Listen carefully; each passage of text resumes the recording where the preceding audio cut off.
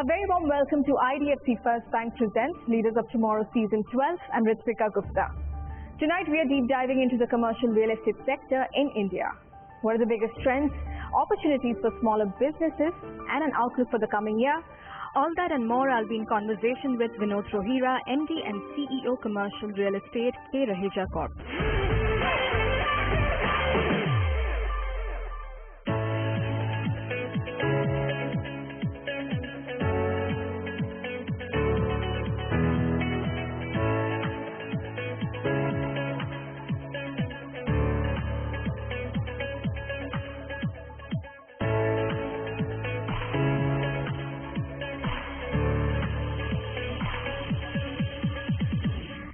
Vinod, thank you so much for joining us today on ET Now Leaders of Tomorrow. It's a pleasure chatting with you today.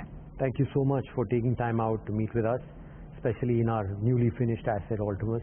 Great to have you here. It's absolutely lovely, and I want to begin this interview with a macro perspective, an overview of the commercial real estate sector in India. Tell me, what according to you are the biggest growth drivers for this industry? Oh, there are plenty of growth drivers. India is at a position where we are past COVID. India has demonstrated to the world how resilient it has been, especially in delivering high-end tech services, which was actually the heartbeat for global companies, especially during COVID. Yeah. And that test has actually put India right on top to say that no, this is the country which can give you top-end services at a very cost-effective platform with far greater talent than anywhere else in the world put together. What that has done is now globally companies have understood that what they were thinking of India as short term is no longer short term. I think it is front and center.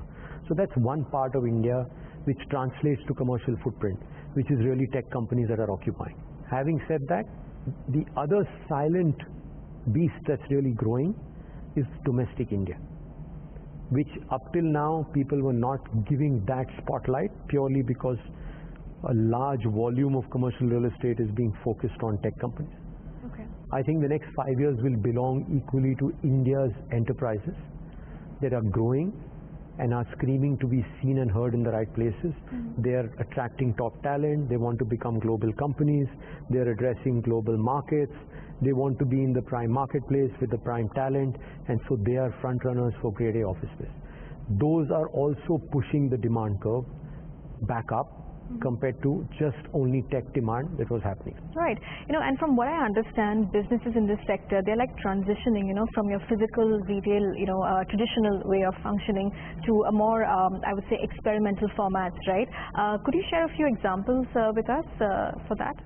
So it's like this. I mean, workspace dynamics have got proven that you need to be together, you need to collectively apply your mind, especially when you're moving towards growth. So then whether it is a startup enterprise or whether it is an enterprise that wants to move from good to great, wants to bring in new technology for manufacturing, development, asset creation, all of those are now attracting top talent. Okay. And that top talent is really the young Indian who's technically on a backpack. He's no longer an Indian who doesn't want to migrate. He's available to move any part of the country wherever there's a job opportunity and there's a quality of life. So when he's getting both of these, he's moving. And talent is so mobile, and talent doesn't want to compromise. They want to be in the best space with the best employer. All of that dynamic is really changing the landscape really fast. Right.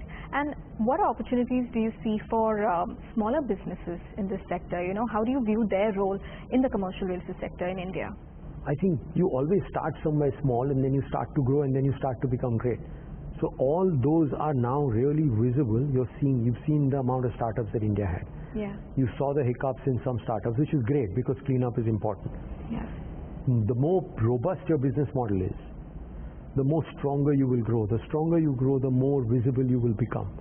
And you're seeing the smaller companies now becoming medium-sized companies, changing their game, changing the talent pool, wanting to be relevant, wanting to be seen. So you will see them very strongly integrate with the footprint of where Indian and global companies will, I think, compete together. Right.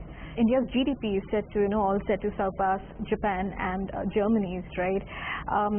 In that light, I want to understand, how will this have an, implication on the commercial real estate sector? Where do you think are the biggest opportunities, as far as you can say?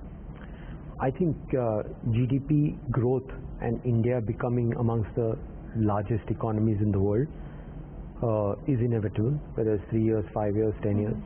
That journey is going to see its path. Having said that, for India, of course, it means a lot of things.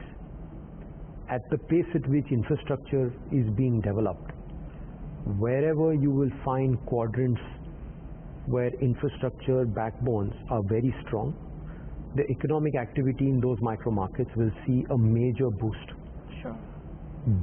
Driven by that boost, you will see quality development, whether it's residential, social, commercial, infrastructure, name it what you want. They will all become a cluster and a magnet to that infrastructure. Okay. And those ecosystems will really grow to global scales. So you will have a few global cities in India in 10 years from today. And in those global cities, you will find most of the growing India and the global footprint merging together to participate and become visible in those markets. Right.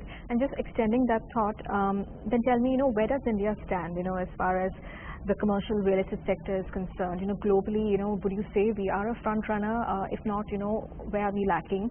And what needs to be done?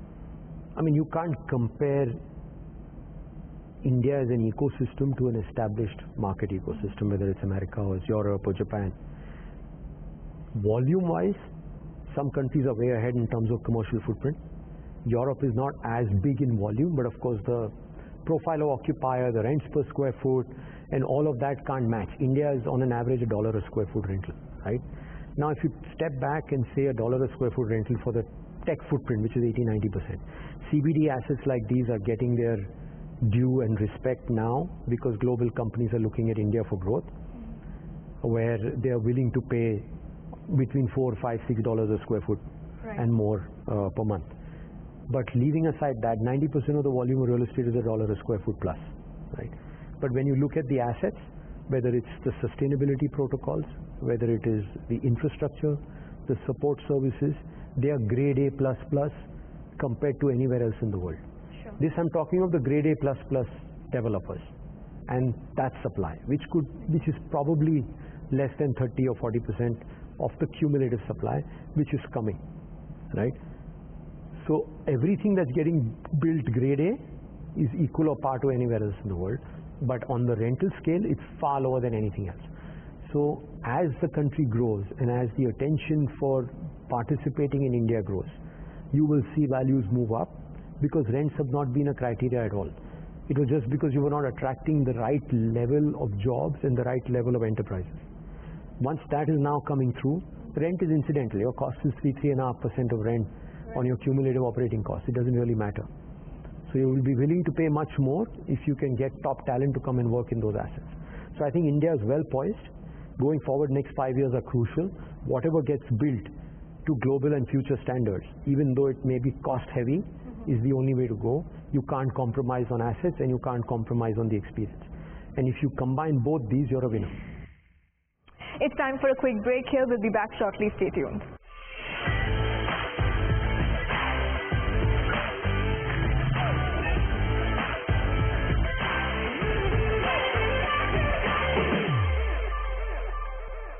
Welcome back. You're watching IDFC First Bank Presents Leaders of Tomorrow Season 12. We are putting the spotlight on India's commercial real estate sector.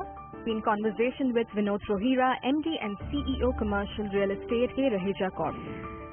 Now, Vinod, tell me, at K. Rohira, what has been your strategy, your growth strategy? If you can talk to us about some of the initiatives, what can you tell us?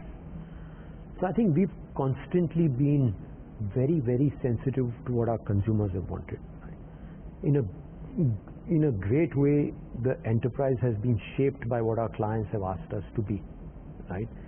And each time we've signed up with the top global companies out of 170, 80 odd companies that occupy between 30 and 40 million square feet of our footprint across India. Yeah.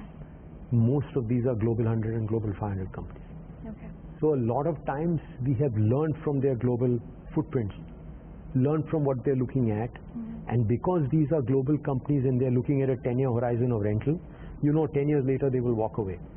So you're constantly trying to upgrade assets, manage assets, upgrade the experience, build on the sustainability protocols so that you're ahead of the game. Because you know that you don't want to lose that client. To us, credit risk is about the best clients. Sure. Right? So if you want to retain that cumulative strength of client enterprise and relationships, we have only focused on doing that. So I think that's why we probably, I can say confidently, we are way ahead of the curve. Every new asset we build, we change benchmarks, and we don't stop there. We go backwards and correct all of our assets from the first building to the last building to align themselves to look and feel the same way. I think there is a lot of opportunity to build in India. Yeah. It is a consolidated footprint space because you need serious amount of capital, and you need to be patient. You need to build and get the right tenant, and you got to get your rents over 6, 7, 8, 9 years to start getting your returns. In that scenario, not too many people are willing to put patient capital. Sure. And the minute you break those assets and you sell them off or you create strata title, you have lost the control over that asset and you've lost the quality of tenants. So commercial real estate is not straightforward. You might build a residential building, good, bad, ugly, the views may not be okay, the size may be smaller, you'll sell off at at a discount. This is a double-edged sword, a 0 or 1. You build the asset right, you'll get the right tenants, you'll get the right experience, you'll get everything else. Otherwise you'll be struggling. And that's why you're seeing a whole bunch of vacancies in multiple marketplaces that are not finding customers. And at the same time, grade A++ assets are getting lapped away. And that's how the story is going to pan out. Right. You spoke about sustainability and even technology for that matter. It is impacting industries across the board. I want to understand what are some of the biggest trends that you are excited about in this sector, or which you think will really impact the commercial real estate sector in the coming years. I think every aspect you have to understand who your changing dynamics of your customer is. Every 5 years the envelope is shifting, right? You can't build and say today I start the building, in 5 years I'm obsolete. Okay. So you have to constantly be in touch on a daily basis with what your customers are asking you. And the customer is not the decision maker alone. It is everyone who's walking in and out. You might have a 30% attrition in your company. So you've changed and churned your employees 1/3 in a year. The new employee who's coming in, you don't know what he wants. And that's your customer. So if you're understanding those people, you know how the product is and the dynamics are changing. If you constantly go on providing, you will make sure you're ahead of the curve. We are engaging constantly with the employees, either with entertainment, with recreation activities, with audits, with feedback mechanisms, with meetings, with a whole lot of bunch of activities where they integrate. Right? So they look forward to the workspace as something that is beyond of their desk and the job that's given to them. Sure. And for them it's an extension of their home. Mind you, the average age is 27 to 29. They're all bachelors who are spending most part of their awake time in a day at the workspace. They're pampered, right from the coffee in the morning to breakfast, to lunch, to dinner, to evening snacks, and all the other recreation, entertainment, socializing, merging with their colleagues, networking.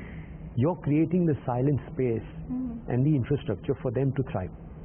And that really makes a difference. And that is really what you're building. It's not the asset that is just standing there. No, absolutely, I agree. Whenever I've spoken to some of the leading real estate developers in this country, they have highlighted the need for skilling and upskilling. What's your take on that? I think it's a constant exercise. I mean, if you're going to grow from a 4 trillion to an 8-10 trillion economy, and you have a young talent force, you have to skill and reskill and then reskill to keep pushing the envelope. What has happened is what you built in the last 30 years, or what the nation built in the last 30 years, you will do in the next 7 years. You had 30 years to make mistakes. You can't make them in 5 or 7 years because there'll be a humongous shift in the infrastructure. Good, bad, ugly, you have to live with it. That's right. So you have to correct as you go at a very fast pace, which is why skilling, reskilling is a very constant activity. You can't say this is what I decided and next we'll change 2 years later. You'll be rethinking on the drawing board in 2 months. Right. So that's really what you need to work for. And how do you view technology?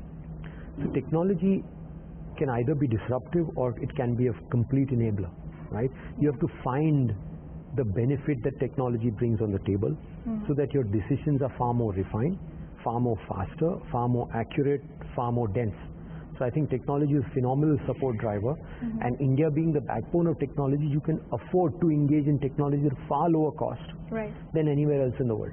So I think we're in a fortunate spot where we can access top talent at reasonable cost and do trial and error quickly to bring in technology interfaces to make better buildings, better services, better recreation, monitoring, algorithms to check what's working, not working, how can you change stuff in terms of sustainability, mapping all of those protocols. It's a phenomenal opportunity.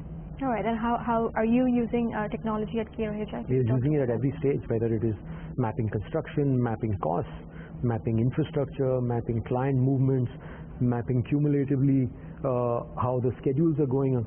Everything is actually mapped. We have a dashboard. We see everything on that dashboard from start to end of project, knowing exactly where everything is moving, how the marketplace is moving, how customers are moving, what's happening globally, everything. Right. Just before the interview, we were just talking about how we had work from home, during the COVID years basically, and right now everybody has, of course, moved back. Given how things are changing, and given how dynamic the ecosystem is, right? What is your take on some of these co-working spaces, some of the work from home concepts? How do you think that aligns with what you're doing? So globally, because you've been dealing with global companies, work from home was there much before COVID. There were top clients that were 2 days in a week working from home. Yeah.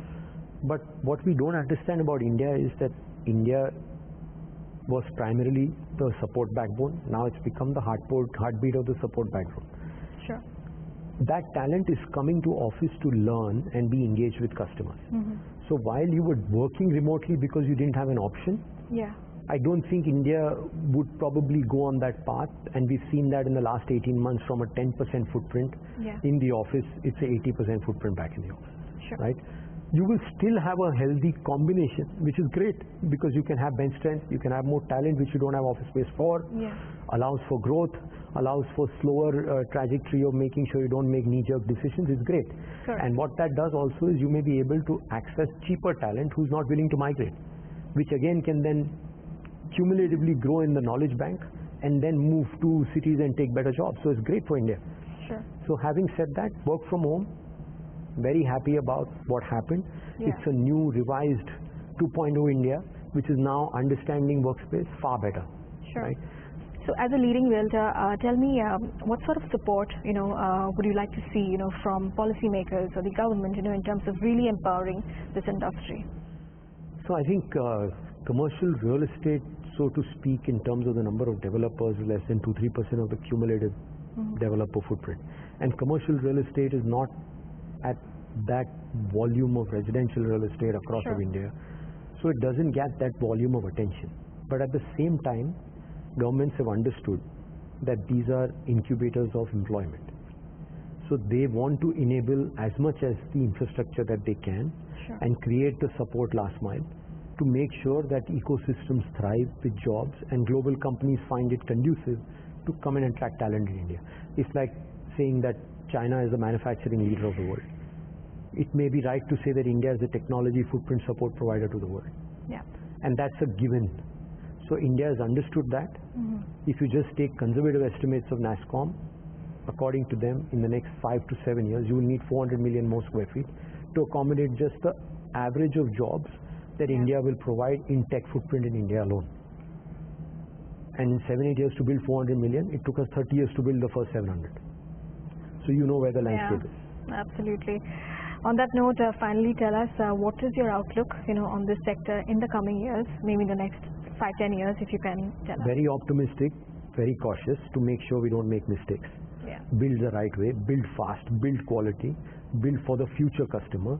So keep looking into what the future customer will be, adapt fast, keep providing, keep changing, and I think the landscape is infinite. Fantastic. And what can we expect from KRHI in the next few years? So we're doing a lot. We're dominant players in 4 out of the 6 cities in India, which cater to 65-70% of the footprint of office space. We want to continue to be dominant in these markets, continue to have more and more grade A++ supply along with the experience and everything else that I share with you. So we are very focused on that vision, and we are clear we don't get easily distracted. We know we got to build for the next phase of India.